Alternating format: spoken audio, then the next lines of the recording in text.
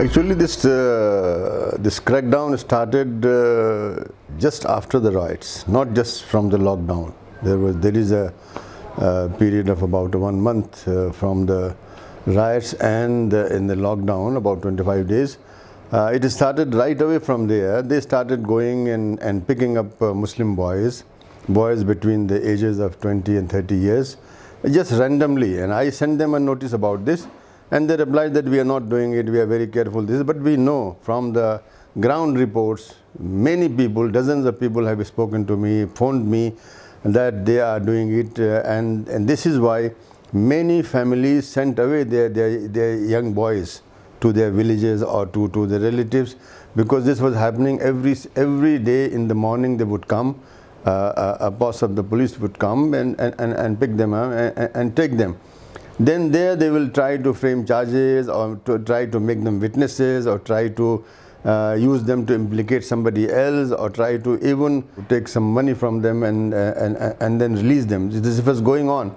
Then lockdown came, and this gave them further strength and further clout, because under the lockdown people could not resist, people could not go out, people could not go even to the police stations. So this has been going on. First it started with local people, then now it started with the activists who were in the forefront of the protest in Jamia Nagar or in Shaheen Bagh or maybe in other places also.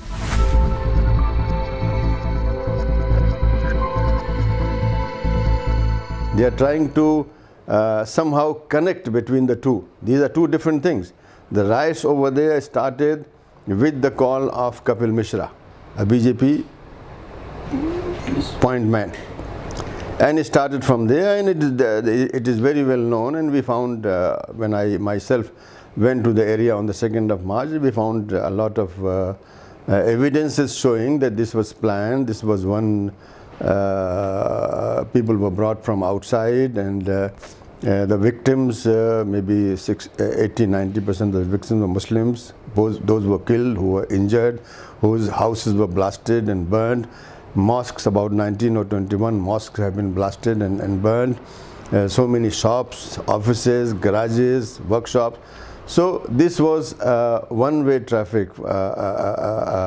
Violence was unleashed on the Muslim community over there, because they were protesting against an illegal and cruel law which was going to deprive millions of Muslims from their citizenship, and that was very legal and very peaceful. I mean, there was no, all over India you had something like 700 or 600 protests going on, and no stone was ever thrown. No violence was resorted to. There was violence against these protests, yes. We had here in Delhi, we had in other places also. Then they started implicating these activists. Some of them quite became well known, because they were reported in the media and in the portals and even on channels. And they are now trying somehow to link that these people who were spearheading the protest, they also ignited the riots, which is wrong. Patently wrong, totally wrong, but this is how the police works. And you know the history of police here in India, how they have over the last 20 years they have been implicating Muslim youth in terror cases, and most of them, as you know, most of them, roughly 98% of them are acquitted long later. I mean, after 15-20 years they are acquitted, and then there is no news. So they know how to fabricate cases, how to bring witnesses who are paid witnesses, and I am afraid that they will succeed in making a kind of fake and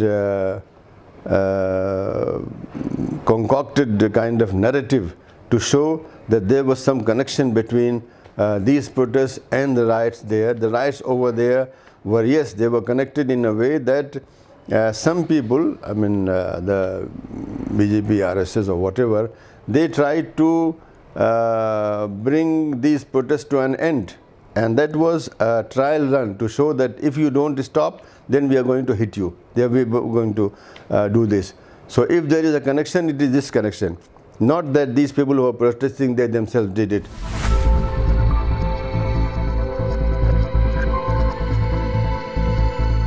Here there is no terror cases.